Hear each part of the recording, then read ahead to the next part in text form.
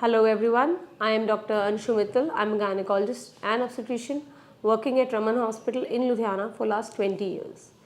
आज मैं आपसे बात करूंगी ओवेरियन सिस्ट के बारे में. What are ovarian cysts?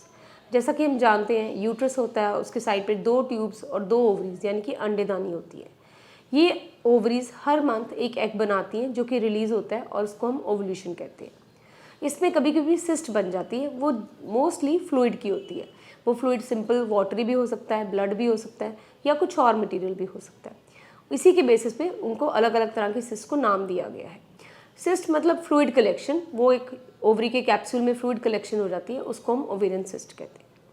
इनके कॉमन सिम्टम्स हैं पेन, पेशेंट को लोअर एब्डोमेन में पेन रहती है, फुलनेस रहता है, पेट भरा भरा लगता है, वॉमिट या नोजिया की फीलिंग होती है. किसी किसी को अगर सिस्ट ज़्यादा बड़ी हो तो पेट में फील होता है कि कोई चीज़ अंदर घूम रही है. या पेशेंट्स को मेंस्ट्रुअल इरेगुलरिटी भी हो सकती है, पीरियड्स जल्दी जल्दी आना या डिले हो जाना या 2 पीरियड्स के बीच में इरेगुलर ब्लीडिंग हो जाना, ये सभी ओवेरियन सिस्ट के सिम्टम्स हैं. So what are the common types of ovarian cyst? सबसे कॉमन है फॉलिकुलर सिस्ट. फॉलिकुलर मतलब जो फॉलिकल से बनी है. जैसे मैंने आपको पहले बताया कि हर महीने एक फॉलिकल बनता है. जब वो फॉलिकल तैयार हो जाता है, 18 से 20 mm का बन जाता है, तो उसमें से एक एग रिलीज़ होता है. कभी कभी ये एग रिलीज़ नहीं हो पाता और ये फॉलिकल बड़ा बन जाता है, तब हम इसको फॉलिकुलर सिस्ट बोलते हैं. ये यूजुअली ज़्यादा बड़ा साइज़ नहीं अटेन करती, हार्मलेस होती हैं, माइल्ड पेन हो सकता है इसमें, पर ज़्यादातर 90% ये अपने आप पीरियड्स आने के बाद या 1-2 महीनों बाद ठीक हो जाती है या लाइट मेडिसिन से भी ठीक हो जाती है. इनमें ज़्यादा वरी करने वाली बात नहीं होती. सेकेंड होती है corpus luteal cyst. Same follicle की तरह होता है कि फॉलिकल बन गया, उसमें से एग रिलीज़ हो गया, पर उसके बाद जो रेमिनेंट है कॉर्पस ल्यूटियम, उसने एक सिस्ट बना लिया. ये भी ज़्यादातर हार्मलेस होता है, ज़्यादा पेनफुल या कुछ बड़े सिम्टम इसमें नहीं होते और अपने आप ही रिजॉल्व हो जाता है. कभी कभी हम पेशेंट प्रेग्नेंट भी हो जाता है तो भी हमें कॉर्पस ल्यूटियल सिस्ट साथ में देखने को मिलती है, जो कि अनइवेंटफुल होती है. ये प्रेगनेंसी पे कोई ज़्यादा इफेक्ट नहीं करती है. Thirdly I would like to come to the haemorrhagic cyst. इन फॉलिकुलर या कॉर्पस ल्यूटियल सिस्ट में कभी कभी ब्लीडिंग हो जाती है या हेमरेज हो जाता है, उसको हम हेमरेजिक सिस्ट बोलते हैं. ये थोड़ी प्रॉब्लम वाली सिस्ट होती है. इसमें पेशेंट को पेन होता है, ब्लीडिंग हो सकती है, तो इसका इलाज हमें करना पड़ता है. तो इसमें पेशेंट को लाइट पेन किलर्स या हार्मोनल थेरेपी देनी पड़ती है.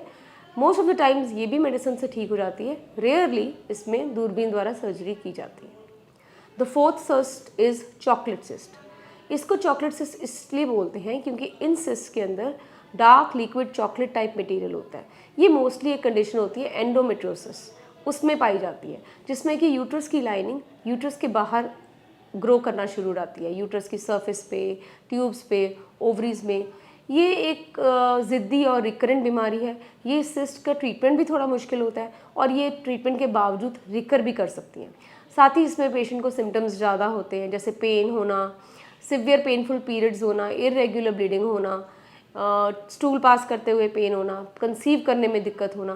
तो इनको चॉकलेट सिस्ट या एंडोमेट्रियोटिक सिस्ट बोलते हैं. इनका ट्रीटमेंट हार्मोन से भी होता है, इंजेक्शन से भी होता है.